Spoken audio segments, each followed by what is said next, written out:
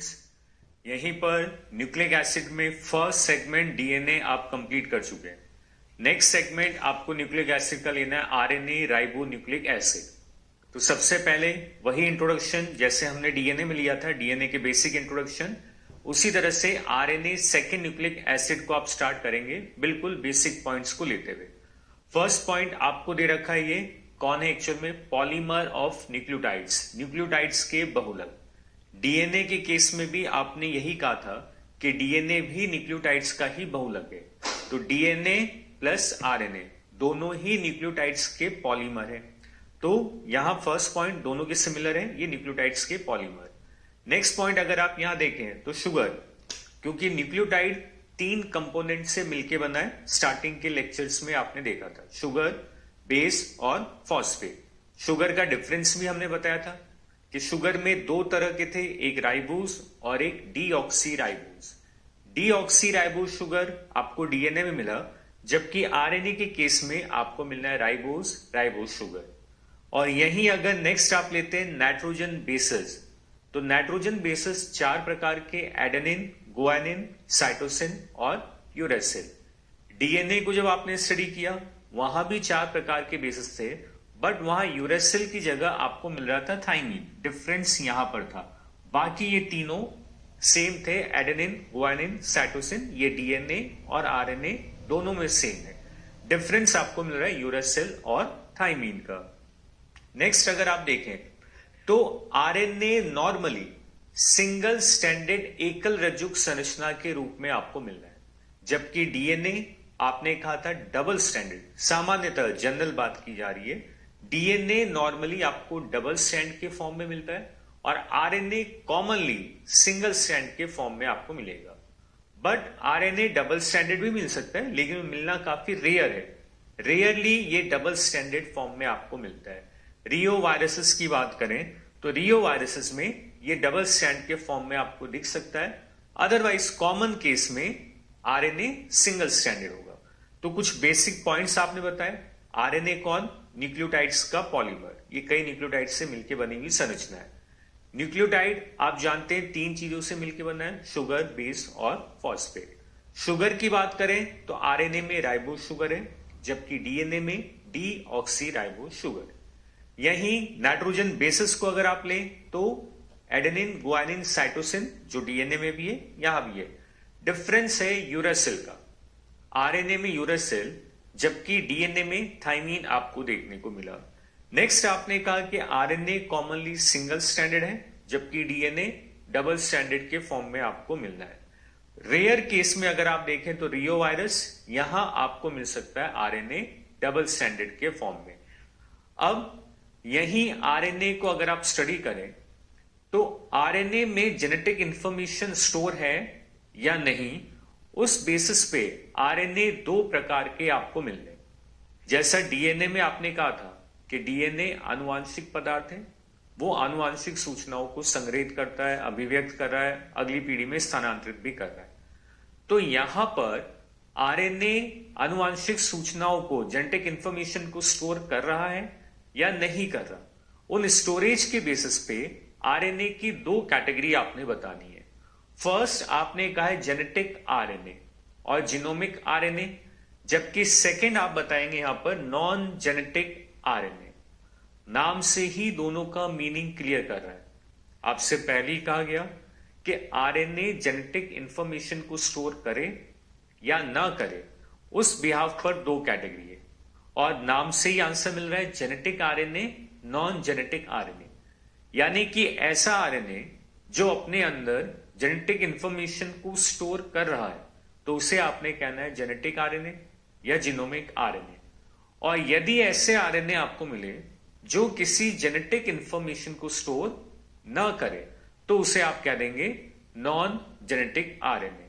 तो information store है तो जेनेटिक आरएनए, इंफॉर्मेशन नहीं है आरएनए के पास तो उसे आपने कहना है नॉन जेनेटिक आरएनए।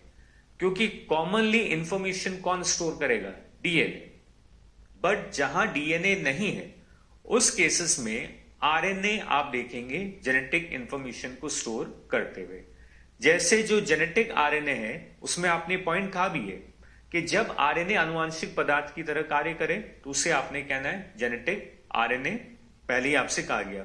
एग्जाम्पल कुछ वायरसेस आप देख सकते हैं, क्योंकि इन वायरसेस में डीएनए एब्सेंट है, और अगर डीएनए नहीं है तो फिर जेनेटिक इंफॉर्मेशन को स्टोर आरएनए करेगा, और आरएनए इन वायरसेस में आनुवांशिक पदार्थ जेनेटिक मटेरियल की तरह कार्य करता है। Next, non genetic RNA. Non genetic RNA ऐसा आरएनए जो किसी आनुवांशिक सूचनाओं को यानी जेनेटिक इंफॉर्मेशन को स्टोर नहीं करता है। यह आरएनए आनुवांशिक पदार्थ की तरह कार्य नहीं कर रहा है, क्योंकि इसने कोई इंफॉर्मेशन स्टोर नहीं करी है, जेनेटिक इंफॉर्मेशन।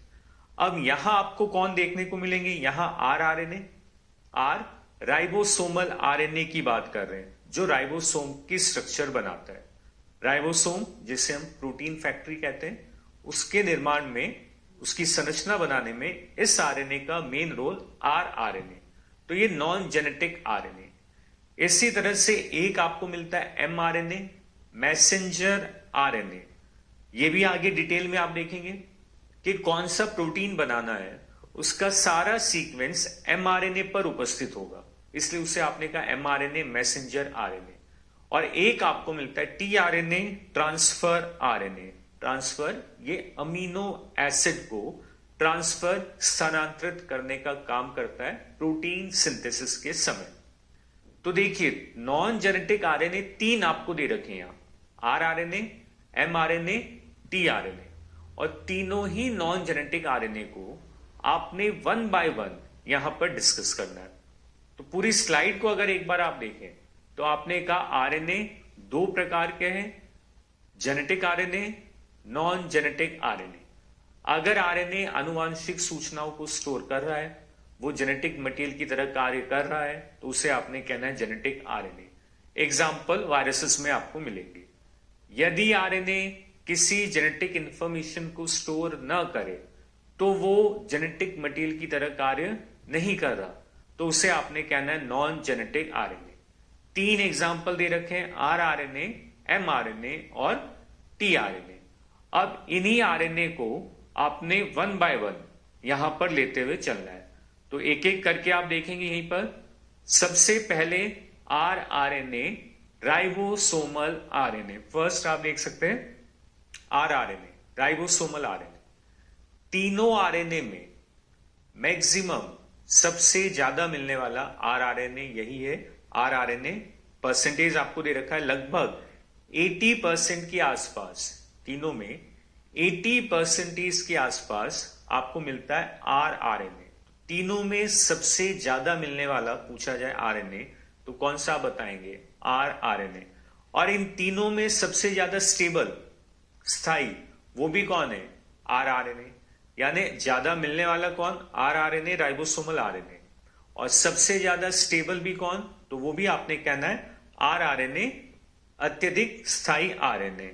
इसका निर्माण अगर हम देखें कहां बन रहा है, सबसे पहले यूकैरियोट्स की बात की जाए तो यूकैरियोट्स में ज्यादातर आरआरएनए का निर्माण केंद्रिका, ये आपको ध्यान रखना है, न्यूक्लियोलस, न्यूक्लियस नहीं है, न्यूक्लियोलस, केंद्रिका में होगा।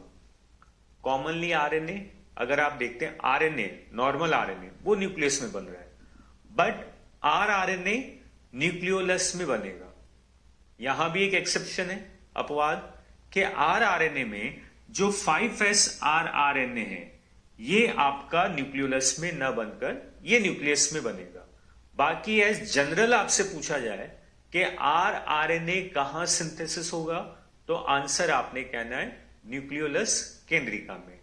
बाकी सभी आरएनए न्यूक्लियस में बनते हैं, केवल आरआरएनए न्यूक्लियोलस में सिंथेसिस करता हुआ आपको मिलेगा। 5s आरएनए यहां एक्सेप्शन है आरआरएनए का, क्योंकि ये न्यूक्लियस यानी न्यूक्लियोप्लाज्म में सिंथेसिस करता हुआ आपको मिलना है। तो अगर सेल आप देखें, ये यूकैरियोटिक सेल आप देख रहे हैं, ये बताया गया न्यूक्लियस, केंद्रक, और ये न्यूक्लियोप्लाज्म, केंद्रक द्रव्य। यहां ये स्ट्रक्चर बताना चाह रहा है न्यूक्लियोलस, केंद्रिका, और इसी केंद्रिका में आरआरएनए का सिंथेसिस होता हुआ मिलना है। आरआरएनए सभी प्रकार की, केवल 5s के अलावा, देखिए कौन कौन से 5.8s rRNA, 18s rRNA, 28s rRNA, इन सभी का सिंथेसिस न्यूक्लियोलस में केंद्रिका में हुआ, यही आपसे कहा गया। एक कहा गया 5s rRNA, ये केंद्रक द्रव्य में बनेगा, ये आप देख सकते हैं, ये केवल न्यूक्लियस यानी न्यूक्लियोप्लाज्म में आपको मिल रहा है। बाकी सभी प्रकार के rRNA आपको न्यूक्लियोलस यानी कि केंद्रिका में सिंथेसिस होते हुए मिलने हैं। प्रोकैरियोट्स की बात करें तो सभी जानते हैं प्रोकैरियोट में कोई न्यूक्लियस या न्यूक्लियोलस जैसी संरचना नहीं मिलनी है, तो यहां सिंथेसिस साइटोप्लाज्म यानी कि कोशिका द्रव्य में सिंथेसिस होता हुआ मिलेगा। तो जस्ट जनरल बात की जाए तो यूकैरियोट में rRNA का सिंथेसिस न्यूक्लियोलस केंद्रिका में, प्रोकैरियोट में rRNA का सिंथेसिस साइटोप्लाज्म में आपको यहां पर मिल रहा है। इसको भी अगर आप डायग्राम से देखें तो ये प्रोकैरियोटिक सेल आपको मिल रहा है और इसमें डायरेक्टली ये साइटोप्लाज्म, क्योंकि यहां कोई न्यूक्लियस नहीं है। इसी साइटोप्लाज्म में डीएनए से क्या बना, rRNA, तो यहां साइटोप्लाज्म में ये सिंथेसिस होगा। तो इस स्लाइड के पॉइंट्स को अगर हम देखें, rRNA नॉन जेनेटिक आरएनए हमने स्टार्ट किया, 3 तरह के आरएनए, rRNA, mRNA, tRNA। इनमें पहला rRNA, सबसे ज्यादा जो मिलने वाला वो rRNA, सबसे ज्यादा जो स्थायी है वो भी कौन, rRNA। rRNA कहां बनेगा वो आपने कहना है न्यूक्लियोलस केंद्रिका में। प्रोकैरियोट्स की बात की जाए rRNA कहां बनना है, साइटोप्लाज्म में बनता हुआ आप देखेंगे। अब यहीं अगर इसका फंक्शन देखें, rRNA आपने बताया कहां बन रहा है, कौन है, क्या है। अब इसके कार्य फंक्शन की बात की जाए तो पहला आपको दे रखा है राइबोसोम की संरचना का निर्माण करता है, ये पॉइंट पहले भी हमने कहा था। राइबोसोम प्रोटीन फैक्ट्री, राइबोसोम में मेन अगर हम देखें तो 2 ही चीजें, एक तो आरएनए और दूसरा प्रोटीन। इन दोनों के जुड़ने से आपको एक संरचना मिली, उसे आप कह रहे हैं राइबोसोम, यानी कि वह आरएनए जो राइबोसोम का निर्माण करे उसे ही आपने कहना है rRNA। तो rRNA राइबोसोम का मेन कंपोनेंट है। राइबोसोम इस तरह से स्ट्रक्चर हमें मिलता है। राइबोसोम में सेल बायो में वैसे आपने डिटेल डिस्कस किया भी होगा कि राइबोसोम में 2 यूनिट्स आपको मिलेगी, एक छोटी उपिकाई, एक बड़ी उपिकाई, यानी एक स्मॉलर सब यूनिट और एक लार्जर सब यूनिट। राइबोसोम 2 प्रकार के होते हैं, वो भी आपने सुन रखे हैं, एक 70S और एक 80S आप बताते हैं। अगर 70S की बात करें तो 70S में 2 सब यूनिट है, कौन कौन सी, 30S, 50S, ये स्मॉलर, ये लार्जर। तो ये 70S की बात की जा रही है, 70S में 2 यूनिट, 30S, 50S। अब इनकी भी सब यूनिट्स आपको मिलेगी। 50S में आपको मिलेगा एक 5S rRNA और एक आपको मिलना है 23S rRNA। इसी तरह से 30S में आपको मिलना है 16S rRNA। ये यूनिट्स आपको याद रखनी है, आगे ट्रांसलेशन में भी काम आएंगे और सेल बायो में भी आपने इनको याद किया होगा। तो देखिए राइबोसोम 2 तरह के 70S, 80S, पहला अभी हमने लिया है 70S। 70S की 2 सब यूनिट्स आप बताएंगे, 50S, 30S। 30S में एक सब यूनिट 16S आपको कहना है, जबकि 50 में 2 है, एक 5S rRNA और एक आपको मिलना है 23S rRNA। ये 70S की बात हुई। इसी तरह से अगर आप देखें यहां पर तो ये आपको मिलेगा 80S। 80S राइबोसोम 2 तरह के 70S और 80S, अब हम ले रहे हैं 80S। इसमें भी 2 सब यूनिट, एक स्मॉलर एक larger. Smaller 40S, larger 60S आपको बताना है। अब इनमें भी अलग अलग यूनिट आपको मिलेगी। सबसे पहले 60S में आए तो एक आपको मिल रहा है 5S rRNA, एक 5.8S RNA और एक आपको मिलना है 28S RNA। 40S में अगर आप आए तो यहां आपको मिलेगा 18S rRNA। तो देखिए दोनों को आप कंपेयर कर सकते हैं यहां पर कि 70S और 80S आपकी स्क्रीन पर आप देख रहे हैं। 70S की 2 यूनिट 50S, 30s, 80s में भी 2 यूनिट, 60s, 40s। यहां 30s में 16s आएगा, जबकि यहां 40s में 18s आपको मिलना है। लार्जर में यहां 2 है, 5s और 23s। यहां लार्जर में 3 है, 5s, 5.8s और 28s आपको मिलेंगे। इन दोनों में अगर हम देखें तो कॉमन कौन है? 5s rRNA, यानी 5s जो है वो आपको 70s और 80s दोनों में ही मिलना है। ये जो rRNA ये दोनों में आपको मिलेगा, 70s में भी और 80s में भी। और इन दोनों सब यूनिट्स को जोड़ने के लिए आप बता रहे हैं Mg2+, यहां इन दोनों सब यूनिट्स को जोड़ने का काम कर रहा है स्मॉलेस्ट सब यूनिट और लार्जर सब यूनिट। तो इस स्क्रीन पे आपने बताया आरएनए का कार्य। सबसे पहला कार्य केवल आपने यहां पे बताया कि कार्य क्या है, ये राइबोसोम की संरचना बना रहा है। आप देख सकते हैं राइबोसोम की संरचना में कितने तरह के अलग अलग आरएनए आपको मिल रहे हैं। 70s में अलग अलग मिलेंगे, 80s में अलग अलग प्रकार के आरएनए देखने को मिल रहे हैं, और यही सब मिलकर राइबोसोम की संरचना बनाएंगे, एक 70s और एक 80s। इसी में अगर आप देखें नेक्स्ट, तो अगला कार्य आपको दिया है कि यहां कुछ आरएनए उत्प्रेरक, कैटालिस्ट, उत्प्रेरक की तरह कार्य करते हुए मिलते हैं, जिसे आप कहते हैं राइबोजाइम। याद करिए ये पॉइंट आपको स्टार्टिंग के लेक्चर्स में भी बताया गया था, जब हम डीएनए आरएनए को कंपेयर कर रहे थे, कि वहां पर जब आपने कहा था आनुवांशिक पदार्थ के गुण, उसमें हमने कहा था आरएनए अत्यधिक अस्थायी है, अनस्टेबल है, और वो बहुत ज्यादा क्रियाशील है यानी रिएक्टिव है। तब आपसे कहा गया था उसकी रिएक्टिविटी कई बार इतनी ज्यादा कि वो कैटलिस्ट, उत्प्रेरक की तरह कार्य करता है, और उस कैटलिस्ट को आपने कहा था राइबोजाइम। राइबोजाइम एंजाइम का एक्सेप्शन, क्योंकि ज्यादातर देखें हम तो सभी एंजाइम्स कौन है? प्रोटीन। बट राइबोजाइम प्रोटीन ना होकर कौन है? RNA nucleic acid. तो आरएनए इतना ज्यादा रिएक्टिव है कि कई बार कैटालिस्ट, उत्प्रेरक की तरह कार्य करता है, और इसलिए इसे कहा गया यहां पर राइबोजाइम। आपने नाम दे भी रखा है राइबोजाइम आरएनए, उत्प्रेरक आरएनए। अब यहां कौन सा आरएनए कैटालिस्ट यानी उत्प्रेरक की तरह कार्य कर रहा है? तो आपको दोनों दे रखे हैं, 70 और 80 में दोनों में मिलेंगे। 70s की बात करें तो 23S आरएनए ये कैटालिस्ट की तरह कार्य करते हुए आपको मिलेगा। ये पॉइंट्स याद रखें क्योंकि ट्रांसलेशन में ये चीजें आएगी। और अगर 80s की बात करें तो यहां 28S आरएनए कैटालिस्ट, उत्प्रेरक की तरह कार्य करता हुआ आपको मिलता है। तो आरएनए के दो फंक्शन अभी आपने यहां पर बताया। पहला, ये राइबोसोम की संरचना का निर्माण कर रहा है। दूसरा, आरएनए एंजाइम्स की तरह यानी राइबोजाइम की तरह कार्य कर रहा है। अब राइबोजाइम की तरह कौन सा आरएनए कार्य कर रहा है? तो आपने कहा एक 23S और दूसरा 28S यहां पर राइबोजाइम की तरह कार्य कर रहे हैं। नेक्स्ट, अगर थर्ड, तीसरा फंक्शन आप यहां पर देखें तो आरएनए, जिसे हम प्रोटीन फैक्ट्री कह रहे हैं, यह आरएनए टीआरएनए और एमआरएनए दोनों को अटैचमेंट साइट भी प्रोवाइड कराता है। कब? प्रोटीन सिंथेसिस के समय।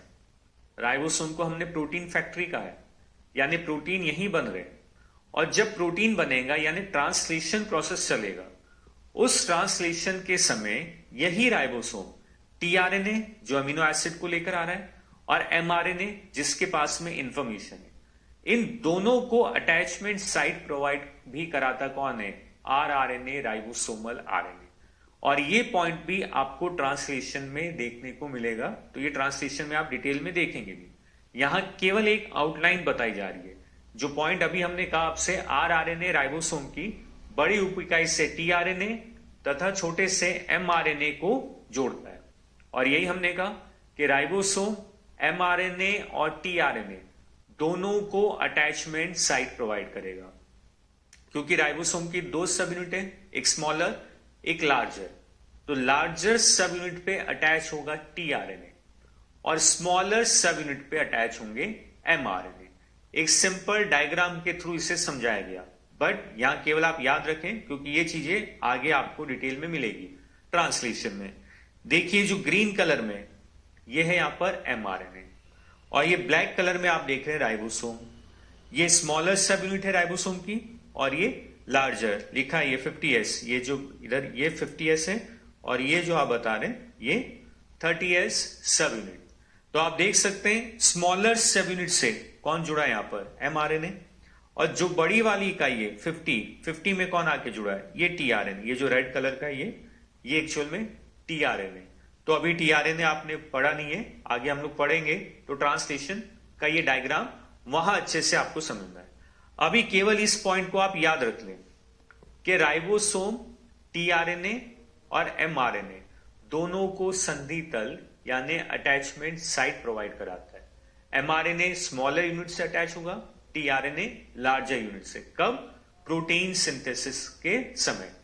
तो ये rRNA के फंक्शन आपने बताया कि पहला rRNA राइबोसोम बना रहा है, दूसरा आपने कहा rRNA एंजाइम कैटलिस्ट की तरह कार्य कर रहा है, और तीसरा rRNA tRNA व mRNA को संधि तल प्रदान करने का कार्य कर रहा है।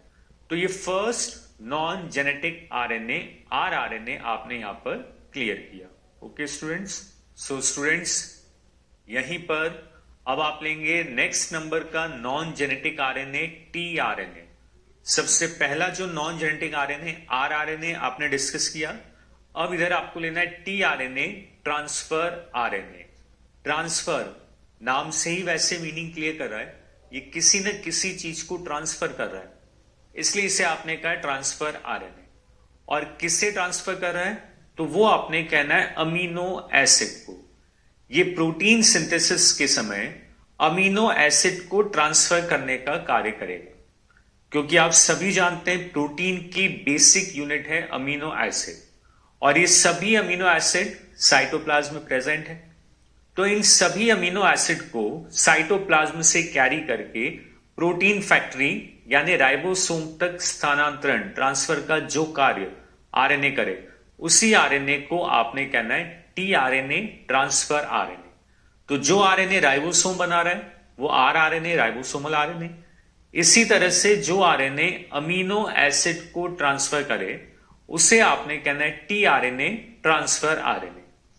अब इसी के कुछ बेसिक पॉइंट्स देखें तो सबसे पहले आपने इसकी प्रेजेंस बताई कि कुल कितना मिल रहा है, तो वो आपने कहना है 10 to 15%, यानी सबसे ज्यादा मिलने वाला कौन हुआ, आरआरएनए 80% आपने कहा था, ये उसके कंपैरिजन में काफी कम है, ओनली 10 to 15% आपको यहां पर ये मिलेगा। इसे कई नाम भी दिए गए, सॉल्युबल आरएनए इसे कहा गया है, टीआरएनए को इसे एडेप्टर भी कहा गया है।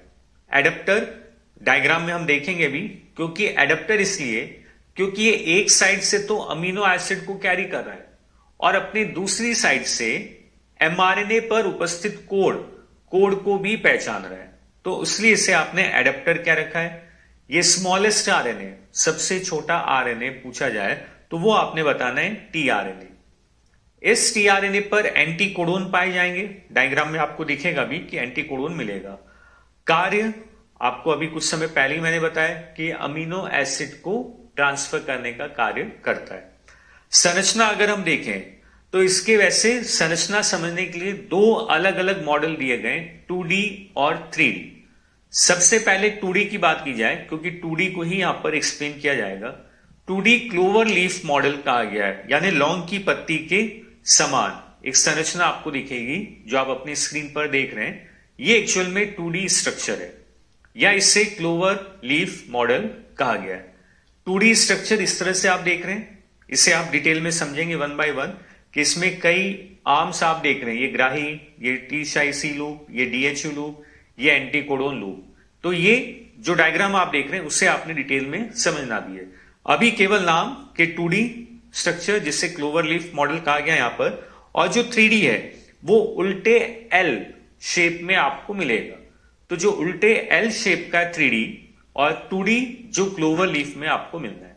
और यहां आपके सिलेबस में 2D को डिटेल में एक्सप्लेन किया गया है, यानी जो क्लोवर लीफ संरचना जो आपके सामने, इसे आपने यहां पर डिटेल में देखना है।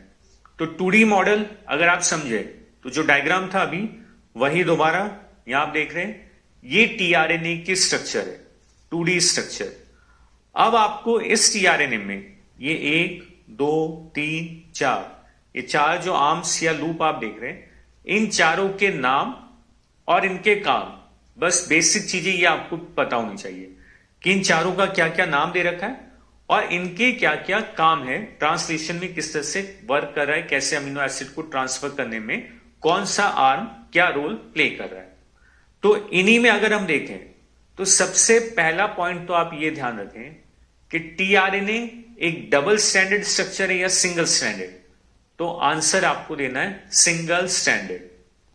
दिखने में ये डबल स्टैंड की तरह आपको दिखाई दे रहा है क्योंकि स्टैंड बीच में हाइड्रोजन बॉन्ड्स आप देख रहे हैं, बट ये एक्चुअल में सिंगल स्टैंडर्ड है, डबल स्टैंड नहीं है।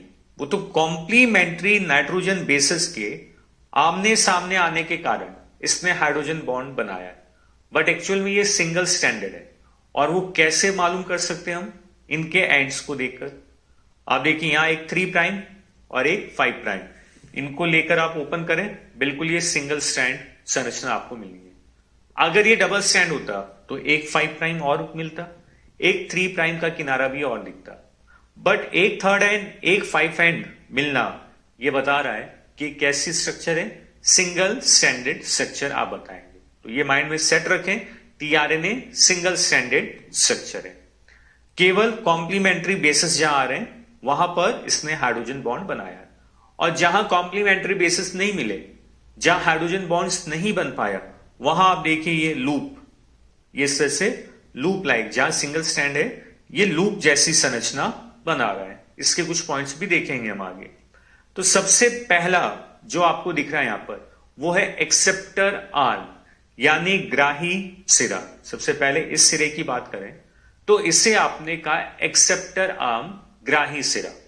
एक्सेप्टर यानी किसी ने किसी को एक्सेप्ट कर रहा है, तभी आपने ग्राही कहा है। और किसे एक्सेप्ट करेगा? अमीनो एसिड को, क्योंकि टीआरएनए का फंक्शन ही यही कि अमीनो एसिड को ट्रांसफर करना। तो ट्रांसफर के लिए सबसे पहले ये अमीनो एसिड को रिसीव भी करेगा, रिसीव करने के बाद ही आप ट्रांसफर कर पाएंगे। तो टीआरएनए अपने कौन से सिरे से या कौन से आर्म से अमीनो एसिड को रिसीव कर रहा है? तो ये फर्स्ट यहां से, और इसलिए इस सिरे को आपने कहा है ग्राही सिरा, यानी टीआरएनए एक्सेप्टर आर्म से अमीनो एसिड को रिसीव करे। और एक्सेप्टर आर्म में भी इस 3 प्राइम पर, ये 3 और ये 5, जो 3 प्राइम एंड आप देख रहे हैं यहां ये अमीनो एसिड को अटैच करता है, और इसलिए इसे आपने क्या रखा है? Acceptor arm. और इस एक्सेप्टर आर्म का जो ये सिरा है इसका सीक्वेंस भी फिक्स है, CCA आपको मिलेगा, और 5 प्राइम पे हमेशा आपको G ग्वानिन देखने को मिलेगा।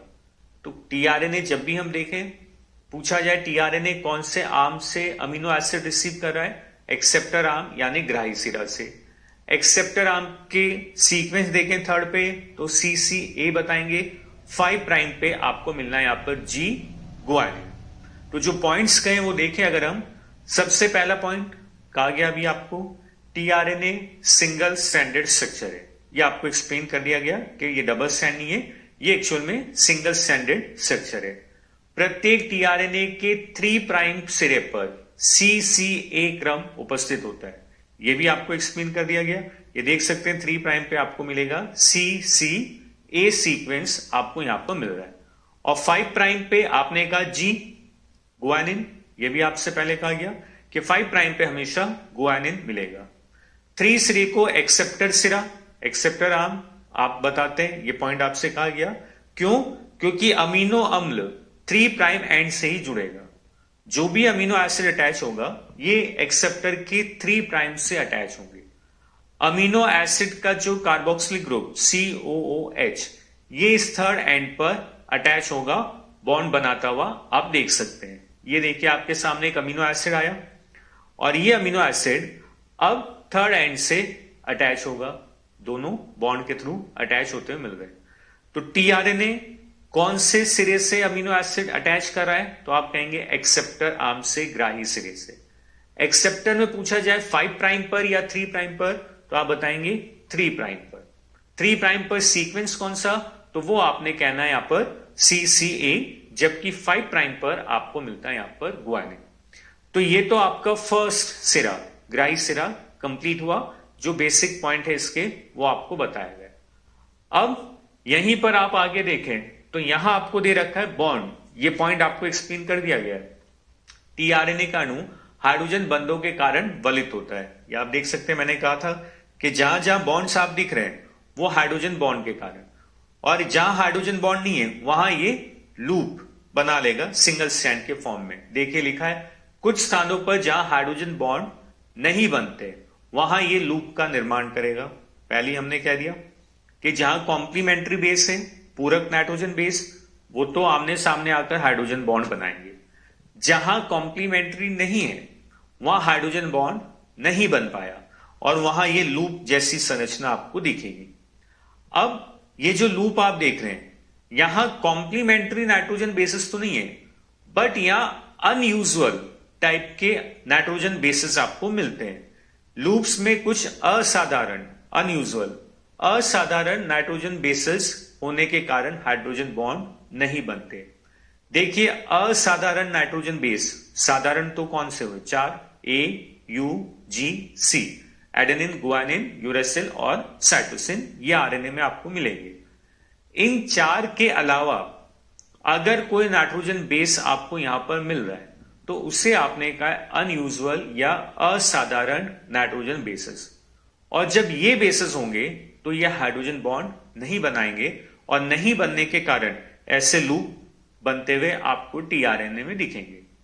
और टीआरएनए में 3 तरह के अनयूजुअल नाइट्रोजन बेसिस आपको मिल सकते हैं। कौन कौन से 3 नाम दे रखे हैं, आइनोसिन, स्यूडोयूरेसिल और डाइहाइड्रोयूरिडिन। ये तीनों नाम आपको याद रखने हैं कि पूछा जाए टीआरएनए में कौन से असाधारण या अनयूजुअल या मॉडिफाइड नाइट्रोजन बेसिस आपको मिल रहे हैं, तो आप बताएंगे आइनोसिन, स्यूडोयूरेसिल और डाइहाइड्रोयूरिडिन। ये 3 तरह के अनयूजुअल बेसिस आपको देखने को मिलेंगे।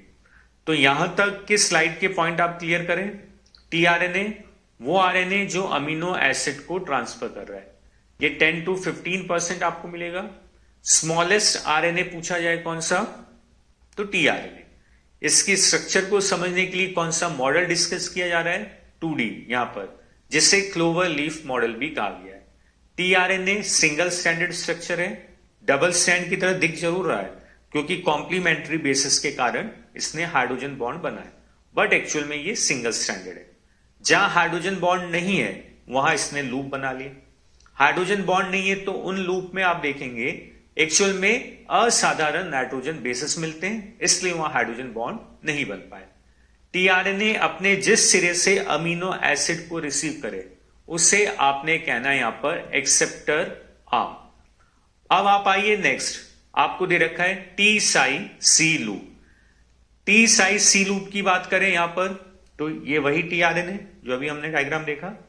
इस लूप को आपकी तरफ से लेफ्ट साइड का ये जो लूप है इसे आपने कहना है टी साई सी लूप। ये तो हो गया एक्सेप्टर आर्म, एक एक करके हम चल रहे हैं।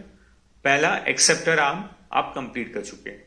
दूसरा आप यहां पे अगर आप आए तो इसे आपने नाम दे रखा है टी साई सी लूप, या इसे अटैचमेंट लूप भी कहा जाता है, लिखा भी है, इसे अटैचमेंट लूप भी कहते हैं। क्यों, इसका क्या कार्य, टीआरएनए अमीनो एसिड को लेकर कहां जाएगा, राइबोसोम पर, और राइबोसोम की कौन सी इकाई, स्मॉलर या लार्जर, किससे जुड़ेगा, हमने आरआरएनए में बताया भी था कि टीआरएनए राइबोसोम की लार्जर सब यूनिट से जाकर अटैच होता है। तो इस टीआरएनए को अगर राइबोसोम के लार्जर सब यूनिट पे अटैच होना है तो अटैचमेंट के लिए कौन सा लूप हेल्प करेगा, वो यही है टी साई सी लूप, इसलिए इसे आपने कहा है अटैचमेंट लूप। आप देखिए राइबोसोम की बड़ी उप इकाई कर रखा है आरआरएनए में, और इस बड़ी उप इकाई पे आके जुड़ गया है टीआरएनए, और इसे जुड़ने में मदद कौन कर रहा है, अटैचमेंट लूप, यानी कि टी साई सी लूप। तो दोनों के अलग अलग फंक्शन बताए गए। टीआरएनए जहां से अमीनो एसिड को रिसीव करे वो तो एक्सेप्टर हुआ, ग्राही सिरा। टीआरएनए अब इसे राइबोसोम से जुड़ना है तो राइबोसोम से अटैच होने में कौन हेल्प करेगा? तो आप बताएंगे अटैचमेंट लूप, या इसे आप कह सकते हैं यहां पर टी साई सी लूप आपने यहां पर बताना है जो अटैच होने में हेल्प करेगा। अब आइए नेक्स्ट आपको दे रखा है रिकॉग्निशन लूप या एंटी कोडोन लूप, जो बिल्कुल नीचे की तरफ आपको टीआरएनए के डायग्राम में मिलेगा। एंटी कोडोन, देखिए कोड का जो कॉम्प्लीमेंट्री उसे आप कहेंगे एंटी कोडोन। कोडोन कहां पर मिलेंगे? एमआरएनए पर।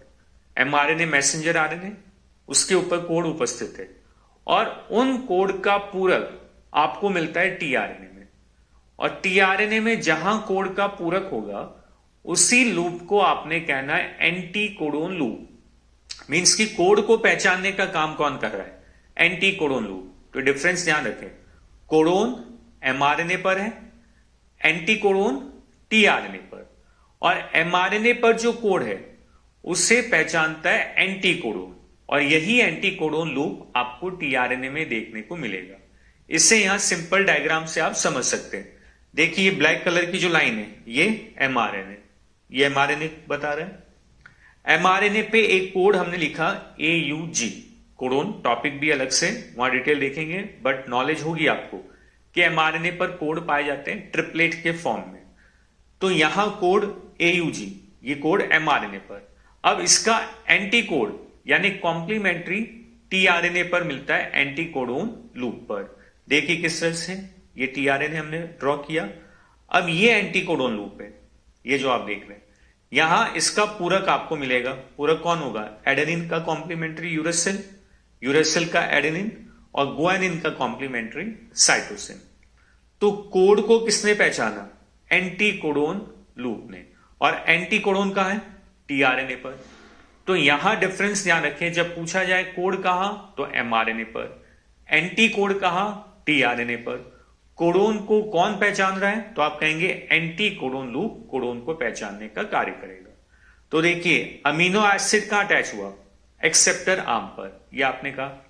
सेकेंड, टीआरएनए को राइबोसोम पर अटैच करने में कौन हेल्प करेगा? अटैचमेंट लूप या टी साई सी लूप।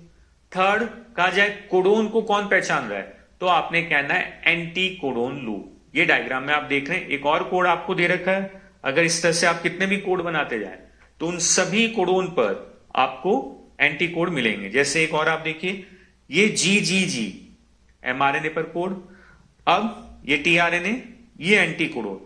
तो एंटी कोडोन में क्या सीक्वेंस होगा? आप भी सोचें अपने लेवल पर। इसका कॉम्प्लीमेंट, और जी का कॉम्प्लीमेंट्री कौन? सी। तो यहां C एंटी कोड। तो ये एंटी कोड कोड को पहचानने का काम करेगा।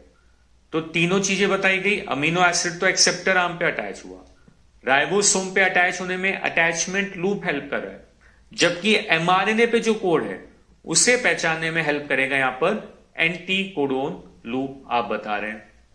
तो यहां ये टीआरएनए का सबसे स्पेसिफिक लूप माना गया है। क्यों? क्योंकि कोडोन के अकॉर्डिंग चेंज होता जाएगा, जैसे जैसे कोड है उसी के अकॉर्डिंग एंटी कोड कॉम्प्लीमेंट्री के बेसिस पर आपको मिलेंगे। अब अगला आर्म जो रह गया कौन सा, वो आप बताएंगे DHU लूप, डाइहाइड्रोयूरेडिन लूप आपने बताना है। इस लूप का क्या फंक्शन? यहां पर ये एंजाइम्स को पहचानता है और एंजाइम्स के बेसिस पे अमीनो एसिड को। यही पॉइंट आपको मिलेगा। DHU लूप का कार्य, ये एक विशिष्ट प्रकार का एंजाइम कौन सा? अमीनो एसाइल सिंथेटेज एंजाइम को पहचानता है। अमीनो एसाइल सिंथेटेज ट्रांसलेशन के समय हेल्प करता है अमीनो एसिड के लिए। देखिए 20 प्रकार के अमीनो अम्ल के लिए ये 20 प्रकार के एंजाइम होंगे। यानी कि DHU लूप का ये फंक्शन हुआ कि साइटोप्लाज्म में 20 टाइप के अमीनो एसिड है, और जो टीआरएनए हम बता रहे हैं, ये टीआरएनए एक बार में एक ही अमीनो एसिड को कैरी कर रहा है। तो टीआरएनए को उस समय कौन सा अमीनो एसिड रिसीव करना है, कौन से अमीनो एसिड को एक्सेप्ट करना है, वो बताने का कार्य इसी का है, DHU लूप का। और किसकी हेल्प से?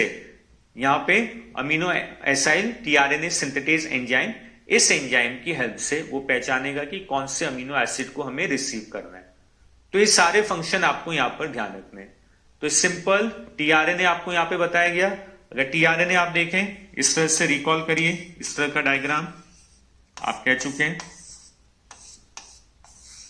ये अलग अलग आ। अभी बिल्कुल आपको याद रखना है कि यहां पे जहां से टीआरएनए अमीनो एसिड को रिसीव करे एक्सेप्टर आर्म, जहां से कोडोन को पहचान रहा है उसे आप कहेंगे एंटी कोडोन लूप। कौन सा अमीनो एसिड अटैच करना है एंजाइम की हेल्प लेकर, वो आप बता सकते हैं यहाँ पे डीएचयू लूप। और राइबोसोम की लार्जर यूनिट पे अटैच करने में हेल्प करेगा अटैचमेंट लूप। तो अगर आरआरएनए टीआरएनए को हम देखें तो सबसे ज्यादा मिलने वाला आरआरएनए 80% था, टीआरएनए आपने का 10 to 15%। आरआरएनए न्यूक्लियोलस में सिंथेसिस हो रहा है जबकि टीआरएनए न्यूक्लियस में सिंथेसिस होगा। सबसे छोटा आरएनए पूछा जाए तो वो भी आपने बताना है टीआरएनए। इसे ही आप एडेप्टर भी कहते हैं। क्यों एडेप्टर कहा था? क्योंकि यहां से तो ये किसको रिकॉग्नाइज कर रहा है, कोड को, ये कोड एंटी कोड, और एक तरफ से ये अमीनो एसिड को भी कैरी कर रहा है। और ये संरचना ट्रांसलेशन के समय आपको मिलती है कि टीआरएनए अमीनो एसिड और कोड, अमीनो एसिड और कोड, इनके बीच लिंकर का काम कर रहा है। तो लिंकर यानी यहां एडेप्टर का कार्य कर रहा है, इसलिए इसे आपने एडेप्टर आरएनए कह रखा है। तो ये था आपका टीआरएनए जो अमीनो एसिड को ट्रांसफर करे। कि स्टूडेंट्स, सो यही स्टूडेंट्स अगर हम देखें तो नेक्स्ट आरएनए आपके सामने एमआरएनए, मैसेंजर आरएनए। 2 आरएनए आप कंप्लीट कर चुके हैं, आरआरएनए एंड टीआरएनए। तीसरा आरएनए काफी छोटा सा है, 1-2 पॉइंट्स यहां पर, mRNA, messenger RNA. First point अगर आप देखें तो एमआरएनए का नाम जैकब एंड मोनार्ड ने यहां पर दे रखा है। यहीं अगर देखें इसका परसेंटेज आप देखिए काफी कम है, ओनली 1 to 5% ही आपको मिलना है। यानी कि सबसे ज्यादा मिलने वाला कौन था? आरआरएनए 80%, उससे कम था टीआरएनए, वो आपने देखा लगभग 10 to 15%, और सबसे कम अगर हम देखें तो ये आपको मिल रहा है एमआरएनए ओनली 1 to 5%। सीक्वेंस वही है जो हमने कहा, सबसे ज्यादा आरआरएनए 80%, फिर ये 10 to 15% और ये 1 to 5% सबसे कम आपको मिलना है। और सबसे कम स्थायी भी यही है। रिकॉल करिए सबसे ज्यादा स्थायी आरएनए कौन सा था? आरआरएनए, हमने कहा भी था वो सबसे ज्यादा स्टेबल है आरआरएनए, और सबसे कम एमआरएनए। यानी कि आरआरएनए के बाद टीआरएनए, और सबसे ज्यादा कम स्थायी हम देखें तो वो आपको मिलना है एमआरएनए। इसका भी सीक्वेंस वही, सबसे ज्यादा स्थायी आरआरएनए, फिर टीआरएनए और फिर एमआरएनए। एमआरएनए का अगर हम फंक्शन देखें तो एमआरएनए पर कोडोन्स पाए जाते हैं। टीआरएनए के समय भी ये पॉइंट हमने कहा, आपने देखा भी था। एमआरएनए पर आनुवांशिक कोड यानी कि जेनेटिक कोड पाए जाते हैं। जेनेटिक कोड अलग से टॉपिक भी है। कोड आपको मिलना है, सूचनाएं मिलनी है, और उन्हीं कोडोन को टीआरएनए का एंटी कोड पहचानता है, और उसी क्रम में अमीनो एसिड जुड़ते जाएंगे और प्रोटीन का निर्माण होगा। और इस कारण से ट्रांसलेशन के समय एमआरएनए टेम्पलेट का कार्य करता है। ये देखिए, इसे टेम्पलेट आरएनए भी कहा गया है। टेम्पलेट रेप्लिकेशन में भी आपने देखा था, डीएनए टेम्पलेट का कार्य कर रहा था, जिसके सामने एक नया डीएनए बनता है।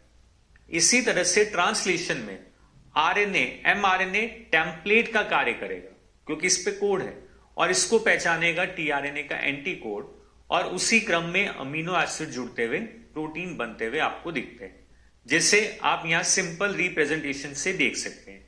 ये आपके सामने एमआरएनए, ये जो स्ट्रेट लाइन आप देख रहे हैं एमआरएनए, और इसी एमआरएनए पर आपको कोड मिलेंगे। जैसे कोडोन कौन सा? AUG, ये तो कोड है। अब इस कोड को एंटी कोड पहचानता है टीआरएनए, और अमीनो एसिड अटैच करेगा कौन सा? Methionine, amino acid methionine, AUG जो कोड आया, AUG मिथियोनाइन के लिए आप बता रहे हैं। इसी तरह से नेक्स्ट एमआरएनए का ट्रिपलेट का कोड कौन है? GGG, और इसके लिए कौन सा अमीनो एसिड आएगा? ग्लाइसिन। तो देखिए एमआरएनए टेम्पलेट का कार्य कर रहा है। एमआरएनए पर जो कोड है उसी के अनुसार अमीनो एसिड आपको जुड़ते हुए मिलेंगे। अब आया ट्रिपल यू, UUU, तो फिनाइल एलेनाइन आपको मिलेगा अमीनो एसिड। इसी तरह से GGG, तो ये भी आपका कौन? अगेन ग्लाइसिन आपको मिल रहा है। तो देखिए एमआरएनए टेम्पलेट का कार्य कर रहा है, इस पर कोड उपस्थित है प्रोटीन बनाने के लिए, और उसी क्रम में अमीनो एसिड जुड़ते जा रहे हैं। ये सारे अमीनो एसिड जुड़ते जाएंगे पेप्टाइड बॉन्ड से पॉलीपेप्टाइड, और फाइनली आपको प्रोटीन बनता हुआ मिल रहा है। तो इसलिए हमने कहा इसे प्रोटीन संश्लेषण के लिए टेम्पलेट आरएनए भी कहा जाता है। तो बस कुछ बेसिक सिंपल से पॉइंट है एमआरएनए के। तीनों आरएनए आपने कंप्लीट किए, आरआरएनए, टीआरएनए, एमआरएनए। सबसे ज्यादा मिलने वाला आरआरएनए और सबसे ज्यादा स्थायी भी कौन? आरआरएनए। सबसे कम मिलने वाला एमआरएनए और सबसे कम स्थायी या कहें सबसे ज्यादा अस्थायी वो भी कौन? एमआरएनए। पूछा जाए सबसे छोटा आरएनए, वो आपने कहा था टीआरएनए। अमीनो एसिड को कौन ट्रांसफर करेगा? तो वो भी आपने कहा टीआरएनए अमीनो एसिड को ट्रांसफर करता है। राइबोसोम की संरचना कौन बना रहा है? तो वो हमने कहा था आरआरएनए। आरआरएनए में यूनिट्स हमने बताई 70S और 80S। जेनेटिक कोड किस पर पाए जाएंगे? तो वो आपने कहना है एमआरएनए पर। तो एक तीनों का कंपैरेटिव आपको एक्सप्लेन कर दिया गया है। Clear students? So students, next topic अगर आप देखें तो इस चैप्टर का काफी इंपॉर्टेंट टॉपिक ट्रांसक्रिप्शन अनुलेखन। डीएनए के मैकेनिज्म में एक मैकेनिज्म आपने डिस्कस किया था रेप्लिकेशन, प्रतिकृतिकरण, यानी कि डीएनए से डीएनए का बनना। बट यहां सेकेंड मैकेनिज्म आप देखेंगे ट्रांसक्रिप्शन, यानी कि डीएनए से आरएनए का बनना। मीन्स कि अगर आपके पास में डीएनए, तो आप कह रहे हैं यहां डीएनए से किसका निर्माण? आरएनए। डबल स्टैंडर्ड डीएनए से सिंगल स्टैंडर्ड आरएनए का बनना, यह कहलाएगा यहां पर ट्रांसक्रिप्शन। जबकि डीएनए से डीएनए वो था रेप्लिकेशन। अब देखिए आरएनए में तीन कैटेगरी है, आरआरएनए, टीआरएनए, एमआरएनए। चाहे कोई भी आरएनए बने, उस प्रोसेस को आप कहेंगे ट्रांसक्रिप्शन। डीएनए से एमआरएनए, डीएनए से आरआरएनए या डीएनए से टीआरएनए, बन आरएनए ही रहा है। तो इस आरएनए बनने के प्रोसेस को ही आपने कहना है ट्रांसक्रिप्शन। और इसी मैकेनिज्म को हमने डिटेल में समझना है। लेकिन मैकेनिज्म स्टार्ट करने से पहले इस आरएनए यानी कि ट्रांसक्रिप्शन प्रोसेस के कुछ बेसिक पॉइंट्स आपको क्लियर करने, इंट्रोडक्शन पार्ट आपको यहां पर क्लियर करना। तो मीनिंग हमने कहा डीएनए से आरएनए का बनना कहलाएगा ट्रांसक्रिप्शन। और आरएनए बनने की डायरेक्शन भी वही चलेगी 5 प्राइम टू 3 प्राइम। जैसे रेप्लिकेशन में था 5 सिरे से तीसरे सिरे की ओर 5 to 3 न्यूक्लियोटाइड्स जुड़ते जा रहे थे, यहां पे भी वही चलेगा 5 प्राइम टू 3 प्राइम डायरेक्शन में प्रोसेस चलेगा। अब यहां एंजाइम्स की बात करें तो यहां जो मेन एंजाइम है वो है आपका आरएनए पॉलीमरेज एंजाइम। वहां कई एंजाइम्स हमने देखे थे, यहां भी अगर हम देखें तो main enzyme RNA polymerase enzyme, या इसे कहा गया है डीएनए पर निर्भर आरएनए पॉलीमरेज या DNA dependent RNA polymerase. DNA polymerase को हमने क्या कहा था? डीएनए पर निर्भर डीएनए पॉलीमरेज। लेकिन जो आरएनए बना है वो है डीएनए पर निर्भर आरएनए पॉलीमरेज, आप यहां पर बताएंगे। अब प्रोकैरियोट्स और यूकैरियोट में अगर हम देखें तो प्रोकैरियोट्स में एक प्रकार का आरएनए पॉलीमरेज आपको मिलना है, जबकि यूकैरियोट्स में 3 प्रकार के। यानी आपको आइडिया लग रहा है कि एमआरएनए, आरआरएनए, टीआरएनए, जो 3 प्रकार के आरएनए, तीनों के लिए अलग अलग आरएनए पॉलीमरेज आपको मिलेंगे। जबकि प्रोकैरियोट में ऐसा नहीं है। प्रोकैरियोट के केस में एक ही प्रकार का आरएनए पॉलीमरेज एंजाइम तीनों प्रकार के आरएनए का सिंथेसिस कर सकता है। तो इसे आप याद रखें, ट्रांसक्रिप्शन का main enzyme RNA polymerase, prokaryote में एक प्रकार का आरएनए पॉलीमरेज जो सभी प्रकार के आरएनए को बनाएगा। लेकिन यूकैरियोट्स में सभी के लिए अलग अलग, यानी 3 प्रकार के आरएनए पॉलीमरेज आपको मिलते हैं।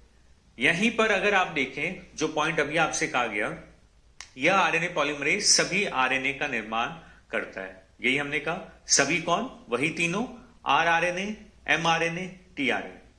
तीनों आरएनए एक ही एंजाइम से बनते हुए आपको यहां पर दिखते हैं, जबकि यहां ऐसा नहीं है। यहां अगर हम देखें तो आरएनए पॉलीमरेज 3 प्रकार के, RNA polymerase first, RNA polymerase second और आरएनए पॉलीमरेज थर्ड। तीनों अलग अलग आरएनए का निर्माण यहां पर करेंगे।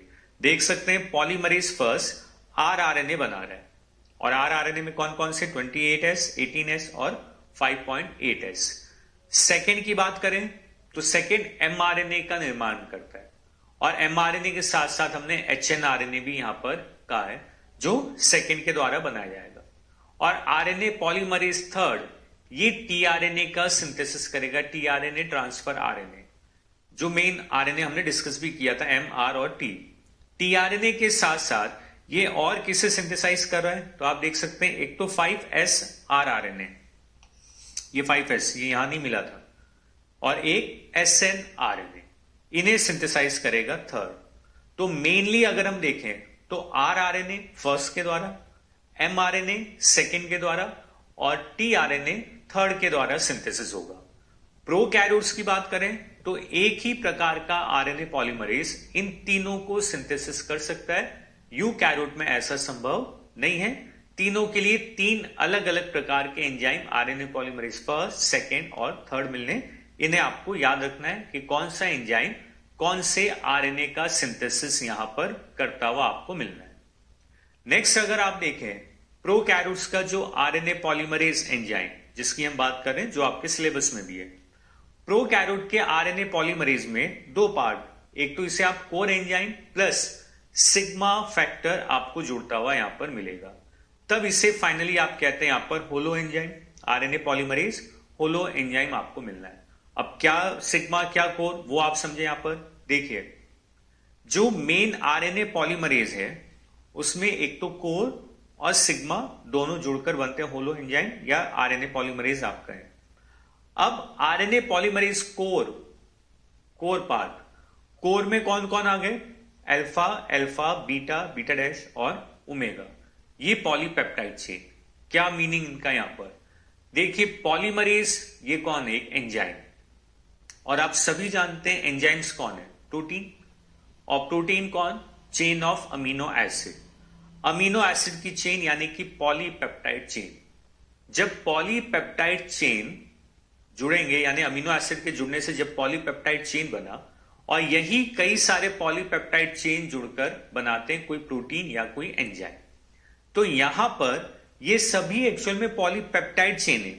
अल्फा अल्फा दो पॉलीपेप्टाइड चेन अल्फा के, एक बीटा पॉलीपेप्टाइड चेन, ये बीटा डैश ये भी polypeptide chain, omega polypeptide chain, यानी कि 1 2 3 4 5, ये 5 पॉलीपेप्टाइड चेन जब आपस में जुड़े तो ये एक प्रोटीन बना जिसे हमने कहा कोर एंजाइम, इसे आपने कहना है कोर एंजाइम।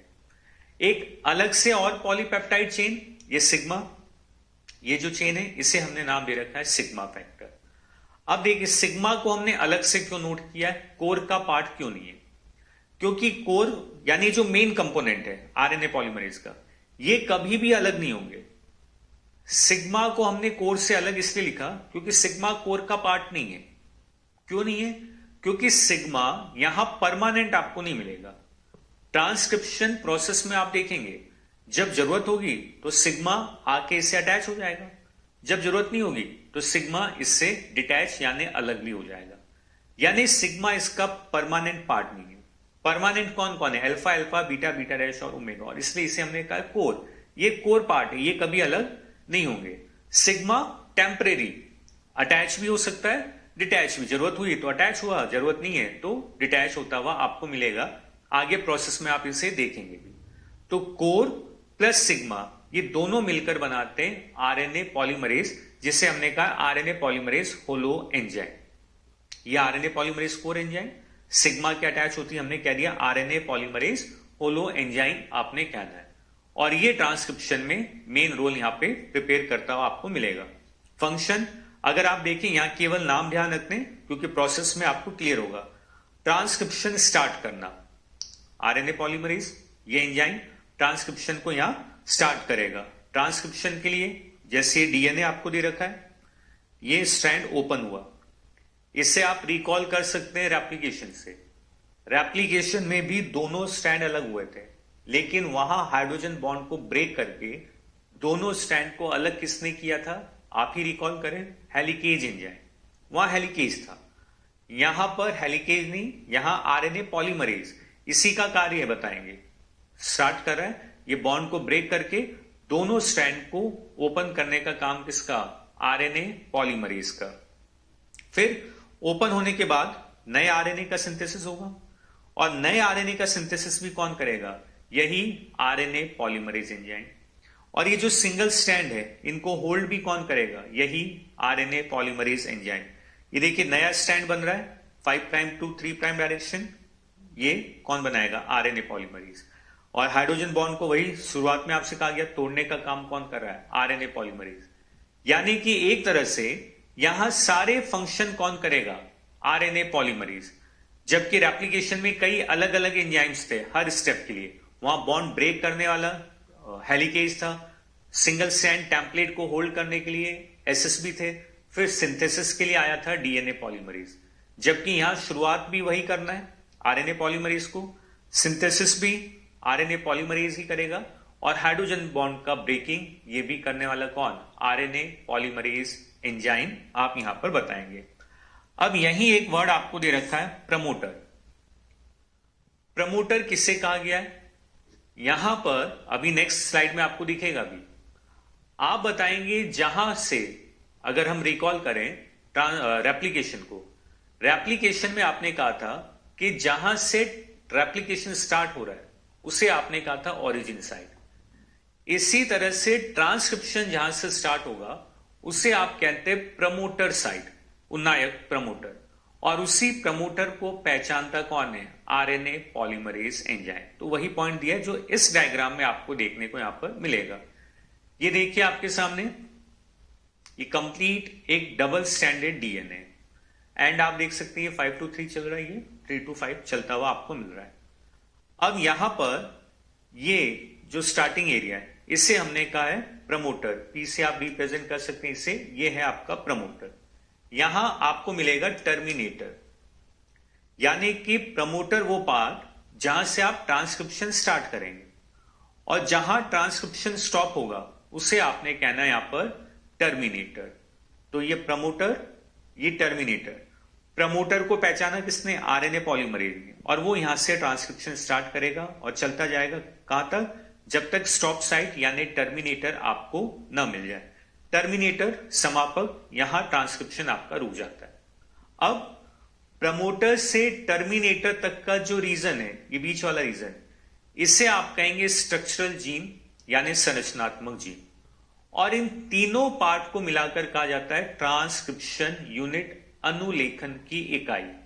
तो यहां ध्यान दें, ट्रांसक्रिप्शन यानी डीएनए से आरएनए का बनना, और इस ट्रांसक्रिप्शन में जो ट्रांसक्रिप्शन यूनिट है, इस यूनिट में 3 भाग आपको मिलते हैं, एक तो प्रमोटर, एक टर्मिनेटर, और बीच में आपको मिलना है स्ट्रक्चरल जीन। यानी कि जहां से ट्रांसक्रिप्शन स्टार्ट होगा वो प्रमोटर है, जहां स्टॉप होगा वो टर्मिनेटर है, और प्रमोटर से टर्मिनेटर तक का रीजन स्ट्रक्चरल जीन। अब देखिए इसे स्ट्रक्चरल कहा है, संरचनात्मक, यानी ये कोई संरचना बना रहा है। कौन सी संरचना, आरएनए की। डीएनए से हमें क्या बनाना है, आरएनए। तो डीएनए का वो भाग जहां से आरएनए बन रहा है उसे आपने कहा स्ट्रक्चरल जीन। प्रमोटर से कभी आरएनए नहीं बनेगा, ये केवल प्रमोट कर रहा है, ट्रांसक्रिप्शन को स्टार्ट करेगा। टर्मिनेटर स्टॉप करेगा, और जहां से आरएनए बन रहा है उसे आप कहेंगे स्ट्रक्चरल जीन। अब यहीं पर आप देखें 2 वर्ड आपको मिल रहे हैं, template strand, coding strand. Template, कई बार ये वर्ड आया है, रेप्लिकेशन में भी आया था। हमने देखा था रेप्लिकेशन, अगर रिकॉल करें डायग्राम, तो इस तरह से डीएनए के दोनों स्ट्रैंड अलग हुए थे, और इन दोनों को आपने टेम्पलेट कहा था। क्यों, क्योंकि दोनों के सामने नए डीएनए का निर्माण हुआ था, तो आपने इन्हें कहा था टेम्पलेट स्ट्रैंड। लेकिन ट्रांसक्रिप्शन में याद रखेंगे, ट्रांसक्रिप्शन में दोनों स्ट्रैंड टेम्पलेट का कार्य नहीं करते। ट्रांसक्रिप्शन में केवल एक ही स्ट्रैंड टेम्पलेट का कार्य करेगा। यानी कि ट्रांसक्रिप्शन अगर हम देखें तो केवल एक स्ट्रैंड से ही आरएनए बनेगा। रेप्लिकेशन में तो दोनों स्ट्रैंड के सामने डीएनए बन रहा था, क्योंकि डबल स्टैंडर्ड डीएनए हमें बनाना है। ट्रांसक्रिप्शन में आपको सिंगल स्टैंडर्ड आरएनए बनाना है। तो ट्रांसक्रिप्शन में डीएनए का केवल एक स्ट्रैंड टेम्पलेट का कार्य करता है, और उस टेम्पलेट के सामने नए आरएनए का निर्माण होगा। यानी डीएनए का वो स्ट्रैंड जो आरएनए सिंथेसिस के कर रहा है उसे आप कहेंगे टेम्पलेट स्ट्रैंड। और टेम्पलेट हमेशा कौन सा होगा, जिसकी पोलैरिटी 3 to 5 है। ऐसा नहीं आप इसको टेम्पलेट कह दें, इसको कोडिंग कह दें, नो। टेम्पलेट आपने उसे कहना है जो 3 to 5 चल रहा है, क्योंकि 3 to 5 के सामने ही नया बनेगा 5 to 3 बहुलीकरण। बहुलीकरण का डायरेक्शन क्या है, 5 to 3, और वो तभी होगा जब टेम्पलेट कैसा है, 3 to 5। तो हमेशा डीएनए का कोई डायग्राम आपको दिया जाए और आपसे पूछा जाए कि इसमें टेम्पलेट स्ट्रैंड को पहचानना काफी सिंपल है। जिस डीएनए में आपको जहां 3 से 5 मिले उसे आपने कहना है टेम्पलेट, और जो 5 to 3 है ये नॉन टेम्पलेट, या इसको आप कोडिंग स्ट्रैंड भी कह सकते हैं। तो कोडिंग क्यों कहा गया है वो आगे के डायग्राम में आपको मिलेगा। अभी केवल ये टेम्पलेट आप ध्यान रखें, यानी केवल इसी से आरएनए बनेगा, ये आरएनए नहीं बनाएगा, यानी ये नॉन टेम्पलेट है, या इसे आपने कोडिंग स्ट्रैंड कहा है। तो पहला पॉइंट, ट्रांसक्रिप्शन यूनिट आप बता रहे हैं। ट्रांसक्रिप्शन यूनिट में 3 चीजें, प्रमोटर, टर्मिनेटर और स्ट्रक्चरल जीन। जहां से ट्रांसक्रिप्शन स्टार्ट हुआ प्रमोटर, जहां स्टॉप होगा टर्मिनेटर, और प्रमोटर से टर्मिनेटर तक का जो रीजन है वो स्ट्रक्चरल जीन। फर्स्ट। सेकेंड, हमने कहा कि ट्रांसक्रिप्शन में डीएनए के दोनों स्ट्रैंड टेम्पलेट का कार्य नहीं करेंगे, केवल एक स्ट्रैंड ही टेम्पलेट का कार्य करेगा जिसके सामने नया आरएनए बनेगा, और वो स्ट्रैंड कौन सा होगा, जो 3 to 5 रन कर रहा है। अब इसी में अगर आप नेक्स्ट देखें, ये प्रमोटर जहां से ट्रांसक्रिप्शन स्टार्ट होगा, जिससे पहचानता है आरएनए पॉलीमरेज एंजाइम। ये हमने कहा ये रीजन जिससे आरएनए बनेगा। पहले हमने कहा कि केवल इसी रीजन से आरएनए बनना है, ये केवल स्टार्ट करेगा, ये स्टॉप, आरएनए इस रीजन से बनेगा, इसलिए इसे स्ट्रक्चरल संरचनात्मक जीन का है। अब आप देखिए, एक्चुअल में आरएनए का सिंथेसिस इस पर्टिकुलर पॉइंट से हो रहा है, ये जो आपको दे रखा है, ये जो पॉइंट यहां से आरएनए अनुलेखन आरंभ होता हुआ आपको मिलेगा। तो इसे स्टार्ट पॉइंट भी कहा जाता है, इसे आप कह सकते हैं स्टार्ट पॉइंट। और स्टार्ट पॉइंट के इस साइड का जो रीजन आप देख रहे हैं, इधर से आप देखें अपनी तरफ से लेफ्ट साइड में, तो स्टार्ट पॉइंट के इधर का डीएनए रीजन क्या कहलाएगा, अपस्ट्रीम, और इस साइड के रीजन को आपने कहना है डाउनस्ट्रीम, इसे आप कह देंगे डाउनस्ट्रीम। यानी कि पूछा जाए प्रमोटर कहां मिल रहा है, अपस्ट्रीम में या डाउनस्ट्रीम में, तो आप कहेंगे प्रमोटर कहां मिला, अपस्ट्रीम में। स्ट्रक्चरल जीन कहां है डीएनए में, डाउनस्ट्रीम में। टर्मिनेटर कहां है, तो ये भी आपको बताना है डाउनस्ट्रीम में। तो ये ट्रांसक्रिप्शन यूनिट का एक डायग्राम, सिंपल रिप्रेजेंटेशन आपको बताया गया। तो इंट्रोडक्शन में हमने क्या क्या पॉइंट्स बताया, अभी टॉपिक चल रहा है ट्रांसक्रिप्शन, यानी डीएनए से आरएनए का बनना, चाहे एमआरएनए, आरआरएनए, टीआरएनए कोई भी बनाए, उसे आप कहेंगे ट्रांसक्रिप्शन। ट्रांसक्रिप्शन का main enzyme RNA polymerase. Prokaryote में एक ही प्रकार का आरएनए पॉलीमरेज है जो तीनों तरह के आरएनए बनाता है, जबकि यूकैरियोट्स में 3 अलग अलग प्रकार के आरएनए पॉलीमरेज थे, आरएनए पॉलीमरेज फर्स्ट, सेकेंड और थर्ड। तीनों आरएनए के लिए अलग अलग एमआरएनए, आरआरएनए और टीआरएनए के लिए आपने यहां पर बताया। फिर आरएनए पॉलीमरेज में आपने बताया कि कोर पार्ट अलग है, सिग्मा अलग है, क्योंकि सिग्मा को कोर में हमने नहीं जोड़ा है। सिग्मा उससे अटैच भी हो सकता है, डिटैच भी हो सकता है। जब सिग्मा कोर से जुड़ता है तो पूरा आरएनए पॉलीमरेज होलो एंजाइम कहलाता हुआ मिलेगा। फिर ट्रांसक्रिप्शन यूनिट की 3 चीजें, जहां ट्रांसक्रिप्शन स्टार्ट हो प्रमोटर, जहां स्टॉप हो टर्मिनेटर, और इन दोनों के बीच का रीजन जिससे आरएनए बन रहा है उसे आपने कहना है यहां पर स्ट्रक्चरल जीन। प्रमोटर को पहचानेगा कौन, आरएनए पॉलीमरेज। और फिर आपने यही बताया स्टार्ट पॉइंट के एक तरफ अपस्ट्रीम और एक तरफ आपको मिलना है डाउनस्ट्रीम।